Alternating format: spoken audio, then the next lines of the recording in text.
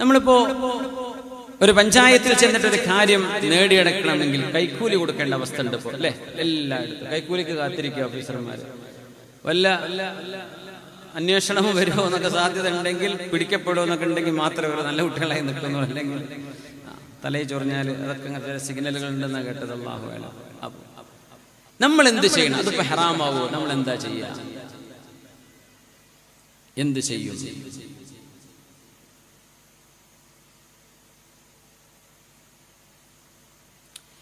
മഹാന്മാരായ പണ്ഡിതന്മാർ ഇതിനെ സംബന്ധിച്ച് പറഞ്ഞൊരു ഇബാറത്ത്, വഖദ് യകൂനുൽ ഗറദു ഫിൽ ഹദിയ്യ ഇത്തിഖാഉ ശർരിൽ മുഹ്ദാ ഇലൈഹി. നമ്മൾ ഒരാൾക്ക് ഒരു പൈസയോ സമ്മാനമോ കൊടുക്കുന്നത് ഒന്നുകിൽ ആ മനുഷ്യനിൽ നിന്ന് ഉപദ്രവം വരാതിരിക്കാനായിരിക്കും. നമ്മളത് കൊടുത്തില്ലെങ്കിൽ വല്ല ഉപദ്രവം ചെയ്യും. ഫമുഹ്ദീഹാ മഅ്ജൂർ. ആ മനുഷ്യന് സമ്മാനം കൊടുക്കുന്ന ആൾക്ക് അല്ലാഹ് കൂലി കൊടുക്കും. വആഖിദുഹാ യഖുദുഹാ റിശ്വതൻ. അത് വാങ്ങുന്ന ആള് കൈക്കൂലിയായിട്ടാണ് വാങ്ങുന്നത്. അത് കുറ്റകരം. വാങ്ങുന്ന ആൾക്ക് കുറ്റം, കൊടുക്കുന്ന ആൾക്ക് കുറ്റമില്ല. മറ്റൊന്ന്,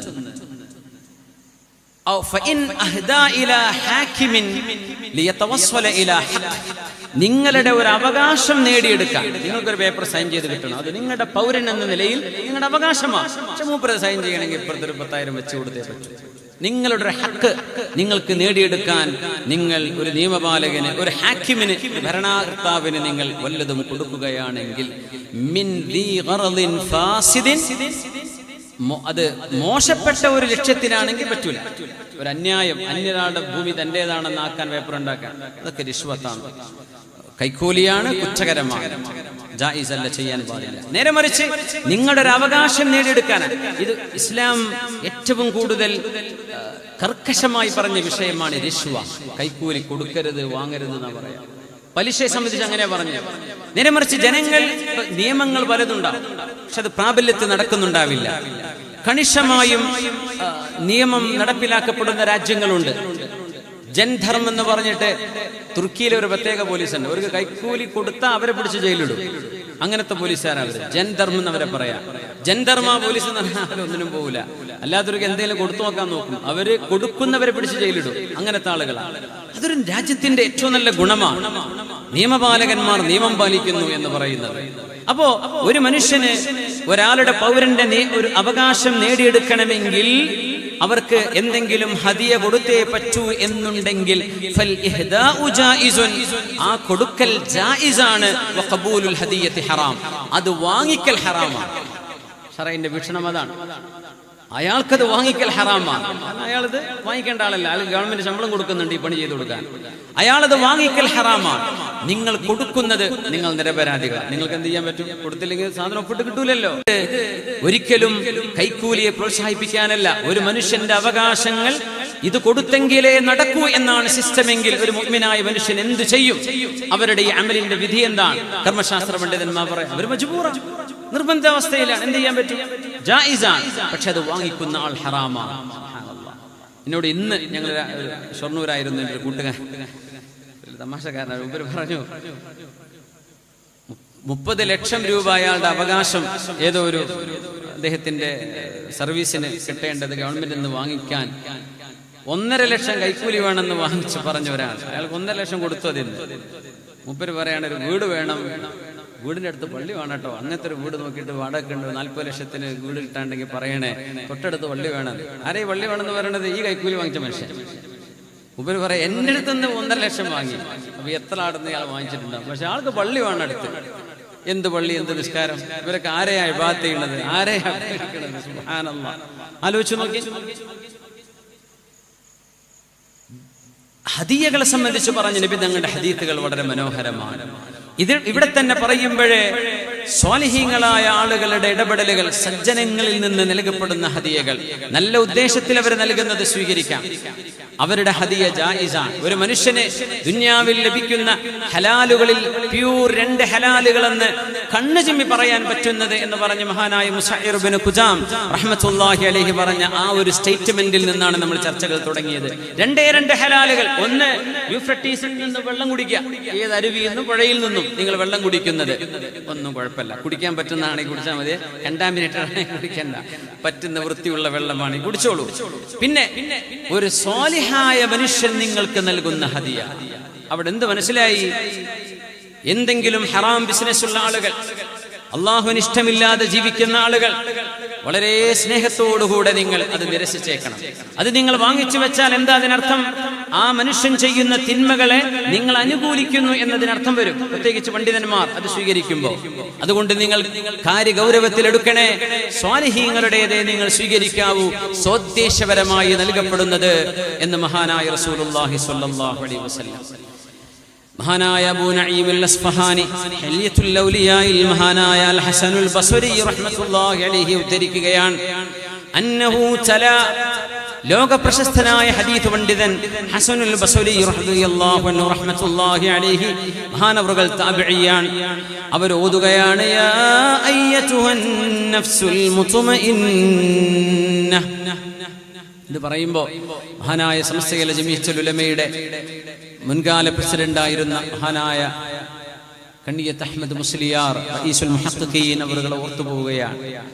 വയനാട്ടിൽ നിന്ന് കിട്ടുന്ന ഒറിജിനൽ ചായപ്പൊടിയാണ് ഉസ്താദ് എന്ന് പറഞ്ഞ് എത്രയോ 5 കിലോ അങ്ങാനും മറ്റും കൊണ്ടുപോയി കൊടുത്തപ്പോൾ മഹാനവറുകൾ വീട്ടുകാരോട് വിളിച്ചു പറയാ, കുട്ടികളെ, നിങ്ങൾക്ക് കുടിക്കാനുള്ളതല്ല, എന്നെ കാണാൻ ഇവിടെ വരുന്ന വിസിറ്റ് വരുന്ന അതിഥികൾക്ക് ചായ ഉണ്ടാക്കാന്ന് പറഞ്ഞിട്ടാണോ എന്നെ ഏൽപ്പിച്ചത്.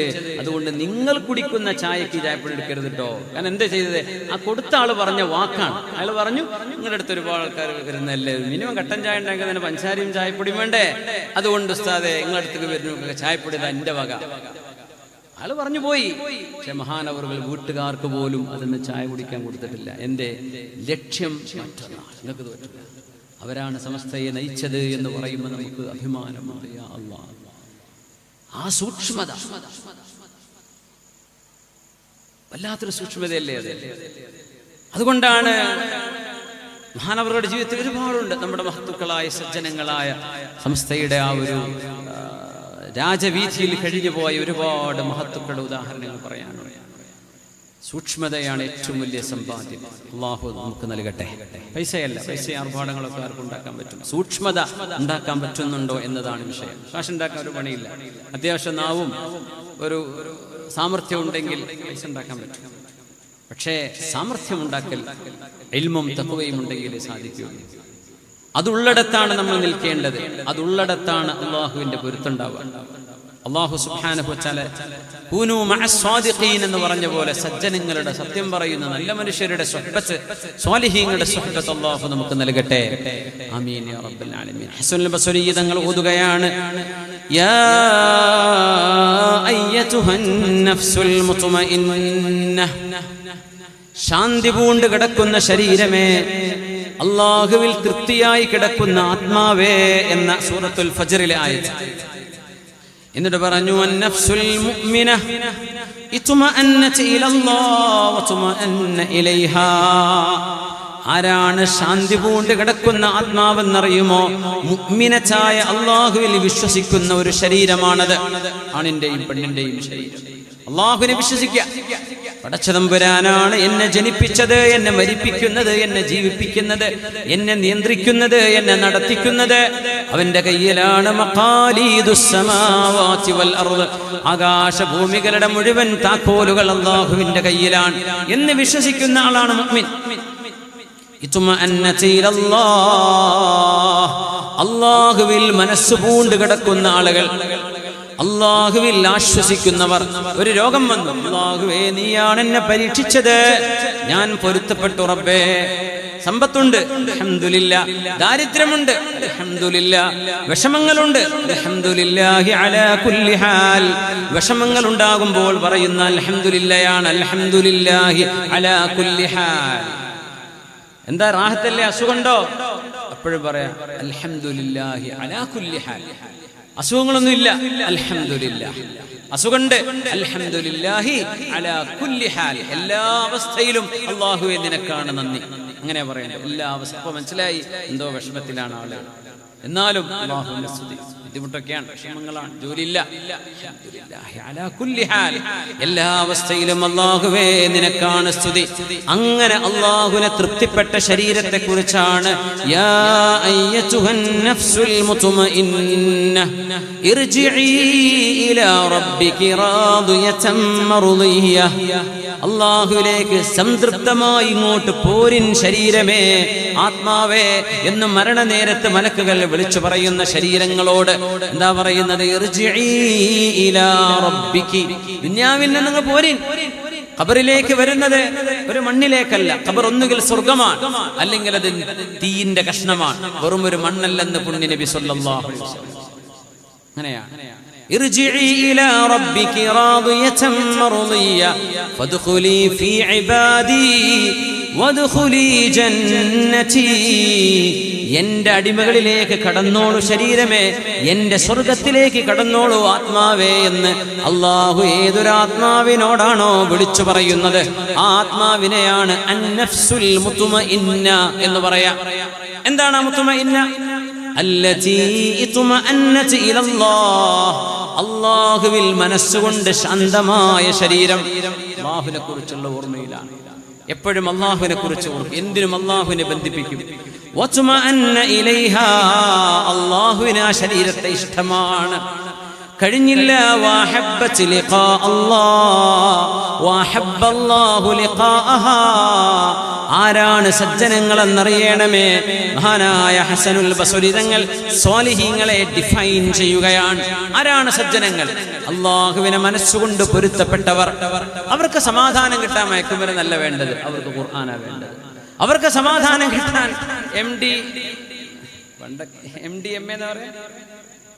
പണ്ടൊക്കെ BA എടുത്തോ, ഇനി M എടുക്കണ്ടേ, MD എടുക്കണ്ടേ, MD ആവണ്ടേ, വലിയ ഡിഗ്രിയാണ് ഇപ്പത്തെ കുട്ടികളെ കയ്യിൽ കിട്ടുന്ന ഡിഗ്രിയാണ് ഇപ്പത്തെ. യാ അല്ലാഹ്, പടച്ച റബ്ബ് കാക്കട്ടെ. സമാധാനത്തിനാണോ?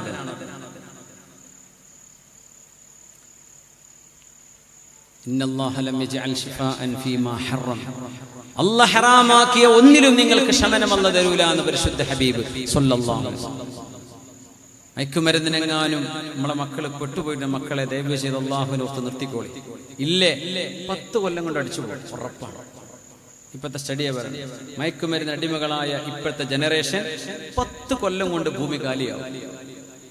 10 കൊല്ലം ആയുസുള്ളൂ. ശരീരത്തിന് അത്രേ സഹിക്കാൻ പറ്റുള്ളൂ. മയക്കുമരുന്ന് അടിച്ചു കയറ്റല്ലേ, ഹാർട്ടിനും ലിവറിനും ലങ്സിനും താങ്ങാൻ കഴിയില്ല. 10 കൊല്ലം വരെയൊക്കെ പിടിച്ചിരിക്കാൻ പറ്റും, പിന്നെ അടിച്ചു പോകും. വലിയൊരു ഭയപ്പാടാണത്, വലിയ ചോദ്യചിഹ്നം. അടുത്തൊരു തലമുറയിൽ യുവജനങ്ങൾ ഉണ്ടാവില്ല എന്ന് പറഞ്ഞാൽ എന്താവും? ഒന്നുകിൽ അതിന് റെഡി ആയിക്കും, അള്ളാഹുവിനെ വേണ്ടെങ്കിൽ പിന്നെ നരകത്തിന് റെഡി ആയിക്കും. ഇല്ലേ എനിക്ക് വിഷമവും വേദനയുമുണ്ട്, എന്റെ ശരീരത്തിന്റെ ആശ്വാസം അല്ലാഹുവേ, ഒരു വുദൂ ചെയ്ത് നിന്റെ മുമ്പിൽ വന്ന് അല്ലാഹു അക്ബർ എന്ന് തക്ബീർ ചൊല്ലി നിസ്കരിക്കുമ്പോൾ എനിക്ക് സമാധാനമാണ്. എല്ലാവരും ഉറങ്ങാണ്. വുദൂ എടുത്ത് മുസല്ല വിരിച്ച് അവിടെ ഇരുന്ന് അല്ലാഹുവിന് വേണ്ടി 1000-1001 സുബ്ഹാനല്ലാഹ്, അത്ര തന്നെ അൽഹംദുലില്ലാഹ്. അല്ലാഹു ഉദാഹരണം പറയാം, എത്രയാ നിങ്ങൾ കൊണ്ട് പറ്റുന്നത്? റബ്ബിന്റെ മുമ്പിൽ ഇരുന്ന് കരയുമ്പോൾ കിട്ടുന്ന ഒരു സമാധാനം, അത് മുഅ്മിനിന്റെ മാത്രം അവകാശമാണ്, അല്ലാത്തവർക്ക് അത് കിട്ടൂല. അല്ലാഹു ആ ശരീരത്തെ ഇഷ്ടപ്പെടും, ആ ശരീരത്തിന് അല്ലാഹുവിനെ ഇഷ്ടമാണ്. അതാണ് സജ്ജനങ്ങൾ, അവർക്ക് സ്വർഗ്ഗം ഉറപ്പാണ്.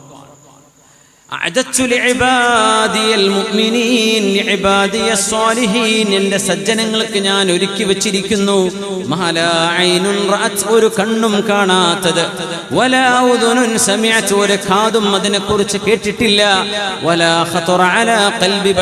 ഒരു മനുഷ്യന്റെ ചിന്തയിലും വിഷയീഭവിക്കാത്തതാണ് സ്വർഗ്ഗലോകമെന്ന് പരിശുദ്ധ ഹബീബ് സ്വല്ലല്ലാഹു അലൈഹി വസല്ലം.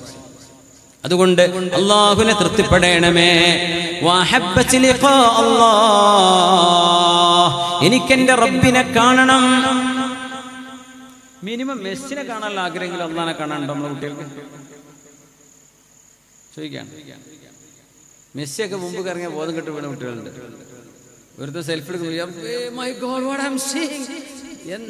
മെസ്സിനെ കണ്ടതാ, നല്ല ജിന്നിനെ കണ്ട പോലെ. ഞാൻ ഇപ്പൊ എന്തായി കാണുമ്പോൾ ബോധം കെട്ട് വീഴാൻ പോവുക. ഒരു ചെക്കൻ സെൽഫി എടുക്കാൻ വേണ്ടി വന്നതാ. മുമ്പ് ഏതോ ഹോട്ടലിൽ ഇറങ്ങി പോകുമ്പോൾ ഓൽക്ക് ദുനിയാവിൽ വലിയ സംഭവം അതാണ്. നമ്മളെ കുട്ടികൾ അങ്ങനെ ആവാൻ പാടുണ്ടോ? നമുക്കതിലും വലുതല്ലേ. ആരെയും സ്നേഹിച്ചോളൂ, അതിന് കുഴപ്പമൊന്നുമില്ല. ഓരോ എടുക്കാൻ പോകുന്നത് ഓരോ കൂടെ പോകാൻ പറ്റുന്ന അത്രേ ഉള്ളൂ. മെസ്സി സ്വർഗത്തേക്ക് പോകുന്ന ആളാണ്, സ്വർഗത്തേക്ക് പോകും. അല്ലേ എവിടുക്കാ പോകണമെന്ന് വെച്ചാൽ അവിടെ കൂടെ പോകേണ്ടി വരും. ഇസ്ലാം അതിന് സ്വാതന്ത്ര്യം തന്നിട്ടുണ്ട്. സ്വാതന്ത്ര്യം, ഭയങ്കര സ്വാതന്ത്ര്യമാണ്. നിങ്ങൾക്ക് ആരെ വേണമെങ്കിലും സ്നേഹിക്കാം. അവർ പോണെടുത്തൊക്കെ ഒപ്പം പോകുകയും ചെയ്യാം. ഇത്രയുള്ള വിഷയം. സ്വാലിഹീങ്ങളെ സ്നേഹിക്കണം എന്ന് പറയാൻ കാരണം എന്ത്? ദുന്യാവിൽ ജീവിക്കാൻ ഒരു ലക്ഷ്യമുണ്ട്. എന്താ ലക്ഷ്യം എന്ന് പറഞ്ഞാൽ ഈ പോസ്റ്റ് കൂടെ ഗോൾ അടിക്കല വലിയ ലക്ഷ്യം. ഹിമാലയത്തിന്റെ മുകളിൽ കയറി നിൽക്കല ലക്ഷ്യം. കാറുകൊണ്ട് ഒരു ഹില്ല്, ഒരു 4 വീൽ ഡ്രൈവിൽ അടിച്ചു കയറ്റലാണോ ലക്ഷ്യം? എന്താ ജീവിതത്തിന്റെ ലക്ഷ്യം? എന്താണ് നമ്മുടെ കുട്ടികൾക്ക് എന്താ ലക്ഷ്യം? ഒരു ലക്ഷ്യം വേണ്ട ജീവിതത്തിന്. എന്തെങ്കിലും കാട്ടിക്കൂട്ടുക, അതാണ് ജീവിതത്തിന്റെ ലക്ഷ്യമെന്ന് വിചാരിക്കുക. അല്ല, നിനക്ക് ജന്മം നൽകിയ ജീവൻ തന്ന സൃഷ്ടാവ് ആരാണ്? Cherish him, worship him. ആ റബ്ബിനെ നീ പുകഴ്ത്തുകയും അനുസരിക്കുകയും ചെയ്യണം. ഇത് ജീവിതത്തിന്റെ ലക്ഷ്യമാണ്. എന്റെ ഉമ്മയെ വാപ്പയെ നിനക്കറിയൂലേ, എന്നാ നിന്നെ പടച്ച രക്ഷിതാവിനെ നീ അറിയണം. അതിനാ ജീവിക്കാൻ പറഞ്ഞ. ഇവിടെ പേരുണ്ടാക്കിയിരിക്കാനല്ല. ഓരോ കെട്ടെടുത്ത് പോണ്ടി വരും. അത് വേറെ ആർക്കെങ്കിലും ഒഴിച്ചു കൊടുത്ത് പോകേണ്ടി വരും. വേണ്ടേ? നിന്റെ ലക്ഷ്യം എനിക്ക് അല്ലാഹുവിനെ കാണണം. നിങ്ങളുടെ ഇഷ്ടപ്പെട്ട ഒരു ഫുട്ബോൾ പ്ലെയറെക്കാളും നിങ്ങൾ അല്ലാഹുവിനെ സ്നേഹിക്കുന്നുണ്ടോ കുട്ടികളെ? ഞാൻ ചോദിച്ചു നോക്കട്ടെ. പുണ്യനബിയെ നിങ്ങൾ അതിനേക്കാളും മുമ്പിൽ വെക്കാൻ ഒരുക്കമാണോ? പറഞ്ഞ കളി നടക്കുന്നുണ്ട്, പള്ളിയിൽ നിന്ന് വാങ്ങി വിളിക്കുന്നുണ്ട്, നിങ്ങളത് പൂട്ടിവെച്ച് നിസ്കരിക്കാൻ വരുമോ? ഇതാണ് എന്റെ പച്ചയായ അർത്ഥം. ഇല്ല, ഇത് കഴിയട്ടെ എന്നാണോ നിങ്ങൾ പറയാ? അതിനാണ് തസ്വീഫ്. ആ മനുഷ്യനാണ് മഖ്ബൂൻ. നമ്മൾ ആദ്യം തുടങ്ങി വെച്ച ചർച്ച അതാണ്. പിന്നെയാവാം എന്ന് വിചാരിക്കുന്ന ആളുകൾ വഞ്ചിക്കപ്പെട്ടവരാണ്. എന്റെ റബ്ബനെ വിളിക്കുന്നു, ഹയ്യ അലൽ സ്വലാഹ്, ഹയ്യ അലൽ ഫലാഹ്. നമ്മുടെ മുനാരങ്ങളിലൂടെ അത് കേൾക്കാൻ ഇന്ന് അവസരമുണ്ട്. കുറച്ചു കാലം കഴിഞ്ഞാൽ ഈ ബാങ്കൊന്നും കേട്ടില്ല എന്ന് വിചാരിക്കും. നിസ്കാരം നിർത്താൻ പറ്റുമോ? സമയം നോക്കി പള്ളിക്ക് വരണ്ടേ? വേണ്ടി വരില്ലേ? യൂറോപ്യൻ നാടുകളിലൊക്കെ ഇഷ്ടം പോലെ മസ്ജിദുകളുണ്ട്. യൂറോപ്പിലൊക്കെ യാത്ര ചെയ്ത ആൾക്ക് അറിയാൻ പറ്റും. പുറത്തുനിന്ന് കണ്ടാൽ മനസ്സിലാവില്ല. ചിലയിടങ്ങളിൽ മാത്രം ബാങ്ക് കേൾക്കുള്ളൂ, അല്ലാത്തടത്ത് ബാങ്ക് കേൾക്കൂല. ചെന്നുനോക്കുമ്പോൾ എന്ത് മനോഹരമായ പള്ളി. അകത്ത് ചെല്ലുമ്പോൾ നല്ല മസ്ജിദാണ്, മിമ്പറുണ്ട്, മെഹ്റാബുണ്ട്, ഒക്കെ ഉണ്ട്. പുറത്തുനിന്ന് കണ്ട ഒരു ഷോപ്പിംഗ് സെന്റർ എന്നെ വിചാരിക്കും, അല്ലെങ്കിൽ ഒരു പീഡിക റൂമാന്ന് വിചാരിക്കും. അണ്ടർഗ്രൗണ്ടിലേക്ക് ഒരുപാട് പള്ളികൾ. ലണ്ടൻ സിറ്റിയിൽ ഈസ്റ്റ് ലണ്ടൻ എന്ന് പറഞ്ഞ സ്ഥലമുണ്ട്. അവിടെ ബംഗാളികളാണ്. നമ്മൾ ബംഗാളികൾ ഈ കൊത്താൻ വരുന്ന ആൾക്കാരാണ്. വലിയ വലിയ മുതലാളിമാര് ബംഗാളികൾ അവിടെ നടത്തുന്നത്. ഞാൻ അത്ഭുതപ്പെട്ടു പോയി. അവിടെ റമളാനിലെ സക്കാത്ത് അവിടെ പിരിക്കുന്നുണ്ട്. അവിടെ എന്ത് സിസ്റ്റമാറ്റിക് ആയിട്ട് സക്കാത്തുൽ ഫിത്റിന്റെ സ്ലിപ്പുകൾ കൊടുക്കുന്നുണ്ട്. അവിടെ സക്കാത്തിന് സംശയം ചോദിക്കാൻ കൗണ്ടർ. അവിടെ ഇതൊക്കെ മാനേജ് ചെയ്യുന്നത് അവിടുത്തെ വലിയ ബംഗ്ലാദേശുകാരാണ്. പണ്ട് വന്ന് കുടിയേറിയവരാണ്. നല്ല വൃത്തിയുള്ള ബംഗാളികൾ, ഹൈ സ്റ്റാൻഡേർഡ്. എന്താ പള്ളിയുടെ വലുപ്പം എന്നറിയോ? ഹറമിലെ പള്ളി പോലെയാണ്. ഹറമിലെ പള്ളിയിലെ ഇമാമന്മാരോടൊക്കെ കടപിടിക്കുന്ന ഓത്തുള്ള ഇമാമമാർ. റമളാനൊക്കെ റോഡ് നിറയെ മനുഷ്യന്മാരാ. ഈസ്റ്റ് ലണ്ടനിൽ അവിടെ ബാങ്ക് പുറത്തു കേൾക്കാറുണ്ടെന്നാണ് എനിക്ക് തോന്നുന്നത്. പക്ഷേ ബഹുഭൂരിഭാഗം ഇടങ്ങളിലും മസ്ജിദുകളുണ്ട്, പക്ഷേ ബാങ്ക് കേൾക്കൂല. അവിടുത്തെ ആളുകൾ നമ്മളെക്കാളും മോശപ്പെട്ട ചുറ്റുപാടിൽ ജീവിക്കുന്നവരാണ്. പക്ഷേ അവിടുത്തെ ചെറുപ്പക്കാർ തണുപ്പിൽ കോട്ടിട്ടിട്ട് ഒതുവെടുത്തിട്ട് ആ മസ്ജിദുകളിൽ ചെന്ന് നിസ്കാരത്തിന് ജുമുഅക്കും ജമാഅത്തിനും അവിടെ സ്വഫ് നിറയാണ്. ഞാൻ വെംബ്ലിയിൽ ഒരു പള്ളിയിൽ പോയിരുന്നു. അവിടെ റമളാനിൽ ചെന്നപ്പോഴേ അവിടുത്തെ ഉസ്താദ് പറഞ്ഞു, ഈ പള്ളിയിലെ മുഴുവൻ ഇഅ്തികാഫിന്റെ സീറ്റും ബുക്കായി കഴിഞ്ഞു എന്ന് പറഞ്ഞാൽ എത്ര ഡോളർ എനിക്കറിയാം. പൗണ്ട് എത്രയെന്നല്ല, 100 പൗണ്ട് അല്ല. ഒരു ദിവസത്തിന് 100 പൗണ്ടോ എന്നറിയില്ല. ഇഅ്തികാഫ് ഇരിക്കണമെങ്കിൽ പള്ളിയിൽ സ്ഥലം വേണ്ടേ? ആൾക്കാരുടെ ബാഹുല്യം കൊണ്ട് പള്ളിയിൽ ഇഅ്തികാഫ് ഇരിക്കാൻ ഫീസ് വേണം. എനിക്ക് ഓർമ്മ ശരിയാണെങ്കിൽ ഒരു ദിവസത്തിന് 100 പൗണ്ട്. ഫുൾ ഡേ 24 മണിക്കൂർ പള്ളിയിൽ ഇരിക്കണമെങ്കിൽ. പള്ളി ഫുള്ളാണ്. ഇനി വരുന്നവർക്ക് സ്ഥലമില്ല. നമ്മൾ വിചാരിക്കും ലണ്ടൻ എന്നൊക്കെ പറഞ്ഞാൽ അവിടെ ഇങ്ങനെ കുത്തിമറിയായിരിക്കുന്നു. നല്ല ഈമാനുള്ള മനുഷ്യന്മാരുണ്ട് അവിടെ. നമ്മളൊരു തണുപ്പില്ല, ഒരു പ്രയാസമില്ല. നമ്മൾ പള്ളിയൊക്കെ പൂട്ടി പോവുകയാണ്. ആരെ ഇഅ്തികാഫ് ഇരിക്കണ്ടെങ്കിൽ ലൈറ്റ് ഓഫ് ആക്കി പള്ളി പൂട്ടി ഉള്ളിപ്പെട്ടു. ഇഅ്തികാഫിന് സൗകര്യങ്ങളില്ല, നമുക്ക് ചെയ്തു കൊടുക്കാൻ പറ്റുന്നില്ല. അവിടെ ഇഅ്തികാഫ് ഇരിക്കാൻ ജനങ്ങൾ ജോലി ലീവ് എടുത്തിരിക്കാൻ മസ്ജിദുകളിൽ ഇഅ്തികാഫിന്. ആലോചിച്ചു നോക്കി. യാ അല്ലാഹ്, നമ്മുടെ മക്കളെ കണ്ടുപിടിക്കണം. ഒരു ഭാഗത്ത് നമ്മൾ ഈസ്റ്റേൺ രാജ്യങ്ങളിൽ ദീനിന്റെ വെളിച്ചം കിട്ടിയപ്പോൾ നമ്മൾ ആ വെളിച്ചം നമ്മൾ അറിഞ്ഞില്ല. നമ്മൾ ഇത് എപ്പോഴുള്ള വെളിച്ചമാണ്. പക്ഷെ ഇരുട്ടിൽ കഴിയുന്ന ആളുകൾക്ക് വെളിച്ചം കിട്ടിയപ്പോ ആ ഇസ്ലാമിനെ നെഞ്ചിനോട് അവർ ചേർത്ത് വെച്ചു. അവരതിന് വില കൊടുത്തു. നമുക്ക് വിലയില്ല. നമ്മുടെ ഇഅ്തികാഫിന് വില ഉണ്ടോ? നമ്മുടെ ജുമുഅക്ക് വില ഉണ്ടോ? നമുക്കിപ്പോ വാങ്ക് കേൾക്കുന്നുണ്ട്, ഹയ്യ അല സ്വലാത്തി ഹയ്യ അലൽ ഫലാഹ്. വാങ്കിന് ഉത്തരം കൊടുക്കാൻ നമുക്ക് പറ്റുന്നുണ്ടോ? ഉത്തരം കൊടുക്കുക എപ്പെന്നറിയോ? മൊല്ലാക്ക ടൈം പേച്ചു കൊടുത്താൽ അപ്പൊ ചങ്കര് പിടിക്കാൻ ആള് വരും. സുബൈക്ക് 5 മണിക്ക് കൊടുക്കേണ്ട വാങ്ങി മൊല്ലാക്ക 3 മണിക്ക് കൊടുത്താൽ എല്ലാവരും പള്ളിക്ക് കൊണ്ട് മൊല്ലാക്ക അങ്ങനെ ചെയ്തു പറയില്ല. കഥ അല്ലാഹു ആലം. മൊല്ലാക്കി തന്നെ ഐഡിയ പ്രയോഗിച്ചു, നിങ്ങൾക്ക് അവിടെ ഉണ്ടല്ലേ, നിങ്ങൾ ഉണ്ടോന്ന് അറിയാൻ വേണ്ടി ഞാൻ ചെയ്തു തന്നെ ഈ പണിയാണ്. സുബ്ഹാനല്ലാഹ്. നമുക്ക് ദീനിന്റെ ഷിആറുകൾ ഉണ്ടെന്ന്, ഈ ഷിആറുകളൊക്കെ ലൗ തുമിസത്, ഇതൊക്കെ ഇവിടെ നിന്ന് തേച്ചുമായി ഇഷ്ടപ്പെട്ട് കഴിഞ്ഞു എന്ന് വിചാരിക്കുക. നമസ്കരിക്കണ്ടേ? വാങ്ക് കേട്ടില്ല എന്ന് വിചാരിക്കും. മുനാരങ്ങൾ മുഴുവൻ തച്ചുടക്കണമെന്ന് പറഞ്ഞു. ഒരു മുനാരം ഒരു പള്ളി കണ്ട അറിയില്ല എന്ന് വിചാരിക്കുക. പള്ളികൾക്ക് മുനാരങ്ങളില്ല, കുബ്ബകളില്ല എന്ന് സങ്കല്പിക്കുക. നമസ്കരിക്കണ്ടേ? ഇന്ന് അതൊക്കെ നമ്മുടെ മുമ്പിലുണ്ട്. ഒരു കുഴപ്പം ഇപ്പൊ നമുക്കില്ല, ഇനി ഉണ്ടാകുമോ എന്നറിയില്ല. എന്ത് ചാലഞ്ച് നമ്മുടെ മുമ്പിൽ വന്നാലും നമ്മുടെ ജീവിതത്തിന്റെ ലക്ഷ്യം നമുക്ക് പൂർത്തിയാക്കണ്ടേ അള്ളാഹുവിന്റെ മുമ്പിൽ. ഇത്ര സൗകര്യമുണ്ടായിട്ട് നമ്മുടെ പള്ളികളിൽ ജമാഅത്തിന് ആളുകളില്ലെങ്കിൽ ഈ ഉമ്മത്തിന്റെ തകർച്ചയല്ലേ അത് വിളിച്ചോതുന്നത്? പെരുന്നാൾ നിസ്കാരത്തിന് ആളെ കൂടാൻ, പെരുന്നാൾ നിസ്കാരത്തിന് ആളെ കൊള്ളാനാ പള്ളി വലുതാക്കല്. പള്ളി വലുതാക്കേണ്ടത് സുബഹി നിസ്കാരത്തിന് ആളെ കൊള്ളാനാണ്. നമ്മുടെ സുബഹി നിസ്കാരങ്ങളിൽ നമ്മുടെ പള്ളികളിൽ എത്ര പേരെത്തുന്നുണ്ട്? നമ്മുടെ മഹല്ലിൽ കാലുകൊണ്ട് നടക്കാൻ പറ്റുന്ന മനുഷ്യന്മാർ അള്ളാഹുവിന്റെ മസ്ജിദിലേക്ക് ഇരുട്ടിലും മഴയത്തും തണുപ്പിലും നടന്നു വരാൻ ഈമാനിന്റെ ബലമുള്ള എത്ര പേർ നമ്മുടെ മഹല്ലിലുണ്ട്? അതാണ് നമ്മുടെ മഹല്ലിന്റെ ശക്തി.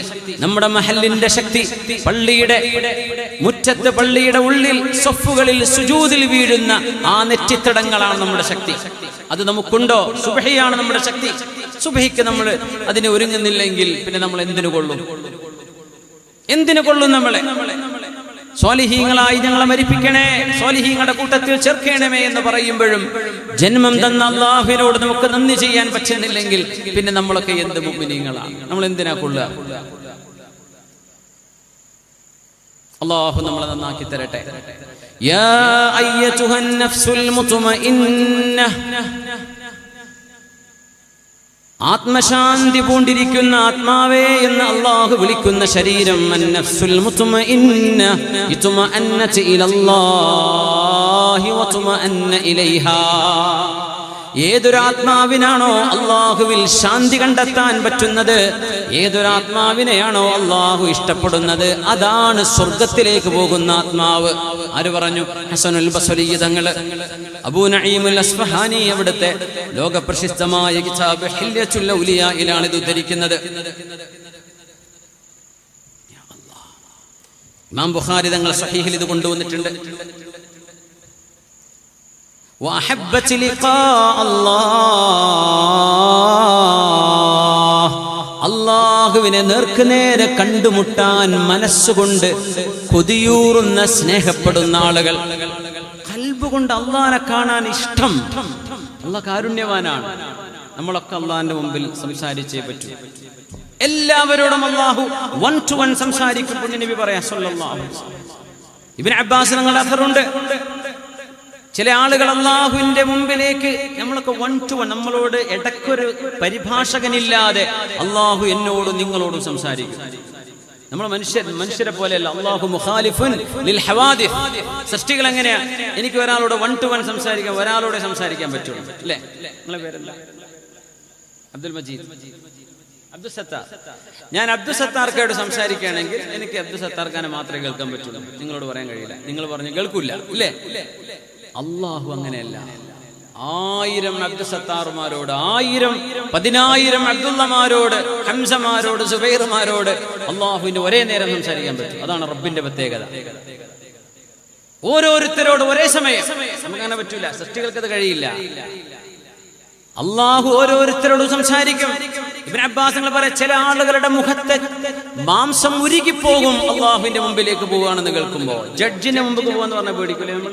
പോലീസിന്റെ മുമ്പ് പോവാന്ന് പറയാൻ പേടിക്കുന്നവരില്ലേ? അള്ളാഹുവിന്റെ മുമ്പിലേക്ക് എനിക്ക് പോകേണ്ടി വരുമെന്ന് ആലോചിക്കുമ്പോ ഞാൻ എന്ത് പറയും? യാ വൈലി, എന്റെ നാശമേ എന്ന് പറഞ്ഞ് മുഖത്തെ മാംസം ഉരുകിപ്പോകുന്നവരുണ്ട്. അള്ളാഹു കാത്തുരക്ഷിക്കട്ടെ. ചില ആളുകൾ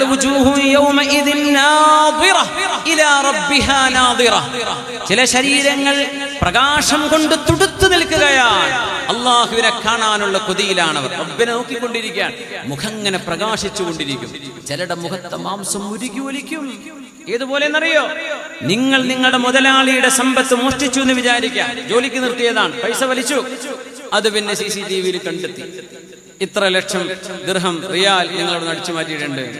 ആ മനുഷ്യൻ നല്ല മനുഷ്യനാണെന്ന് വിചാരിക്കുക. നിങ്ങൾക്ക് മാപ്പ് ചെയ്തെന്നു പോട്ടെ, ബുദ്ധിമോശം, കല്യാണം കഴിഞ്ഞാൽ ഉടനൊക്കെയുള്ള പ്രയാസം കൊണ്ട് ചെയ്തതായിരിക്കും, പോട്ടെ. നിങ്ങൾക്ക് മാപ്പ് തന്ന ഒരു മുതലാളി, ആ മുതലാളിയെ വർഷങ്ങൾക്ക് ശേഷം നിങ്ങൾ ചെന്ന് മുമ്പിൽ നിൽക്കുമ്പോ നിങ്ങൾക്ക് മാപ്പ് തന്ന ആ മനുഷ്യന്റെ മുമ്പിൽ നിൽക്കാൻ നിങ്ങൾക്ക് നാണം തോന്നൂലേ? എന്നാലും ഞാൻ അയാളെ പറ്റിച്ചിട്ടുണ്ടല്ലോ, അയാൾക്ക് അറിയോലോ, എന്റെ റബ്ബെനിക്ക് മാപ്പ് തന്നാൽ പോലും കൈഫ അഖൂമു ബൈന യദൈ, എന്റെ റബ്ബിന്റെ മുമ്പിൽ ഞാൻ എങ്ങനെയാ നിൽക്കുക? എനിക്ക് മാപ്പ് തന്നു, ശരി തന്നെയാണ്, പക്ഷെ ഞാൻ എന്റെ റബ്ബിനെ ധിക്കരിച്ചിട്ടുണ്ടല്ലോ. അള്ളാഹുവിന്റെ മുമ്പിൽ വഇൻ ഗഫറ ലി, എനിക്ക് റബ്ബ് മാപ്പ് തന്നാലും ഞാൻ എങ്ങനെ പോയി നിൽക്കും എന്ന് ചിന്തിക്കേണ്ടവനാണ് മുഅ്മിനായ മനുഷ്യൻ. അല്ലാഹു നമുക്ക് അവന്റെ മുമ്പിൽ നിൽക്കുമ്പോ ഇസ്സത്തോടെ അല്ലാഹുവേ നിന്റെ റഹ്മത്തിൽ പ്രതീക്ഷിച്ചുകൊണ്ടാണ് റബ്ബേ ഞാൻ വന്നിരിക്കുന്നത്. ഞാൻ തെറ്റ് ചെയ്തു പോയിട്ടുണ്ടോ റബ്ബേ, റഹ്മതുക അർജാ മിൻ അഅമാലി, എന്റെ കർമ്മങ്ങളെക്കാളും എന്റെ പ്രതീക്ഷ നിന്റെ റഹ്മത്തിലാണ്. വമഗ്ഫിറതുക ഔസഅ മിൻ ദുനൂബി, എന്റെ തെറ്റുകളെക്കാളും നിന്റെ മഗ്ഫിറത്ത് വിശാലമാണ് റബ്ബേ. ആ ഒരു പ്രതീക്ഷയിലാണ് നിന്റെ മുമ്പിൽ ഞാൻ വന്നു നിൽക്കുന്നത് എന്ന് റബ്ബിന്റെ മുമ്പിൽ ചെന്ന് പറയാൻ നമുക്ക് കഴിയണം. അല്ലാഹു തൗഫീഖ് ചെയ്യട്ടെ. ഞാൻ ഈ പറയുന്നത് നമ്മൾ അനുഭവിക്കാൻ പോകുന്ന അനുഭവത്തിന്റെ നേർസാക്ഷ്യമാണ്. ഇതില്ലാതെ ഒഴിഞ്ഞു മാറാൻ കഴിയില്ല ആർക്കും. ജന്മം അല്ലാഹു നൽകിയോ, സ്വർഗം റബ്ബ് ഒരുക്കി വെച്ചിട്ടുണ്ടോ, അതിന്റെ മുമ്പിൽ ചില ചാലഞ്ചുകളുണ്ട്. ആ challenges you have to face it. അല്ലാഹു നമുക്കതിനെ തരണം ചെയ്യാൻ ഇസ്സത്ത് തരട്ടെ, കരുത്ത് തരട്ടെ, യഖീൻ തരട്ടെ, ഈമാൻ തരട്ടെ. ആമീൻ യാ റബ്ബൽ ആലമീൻ.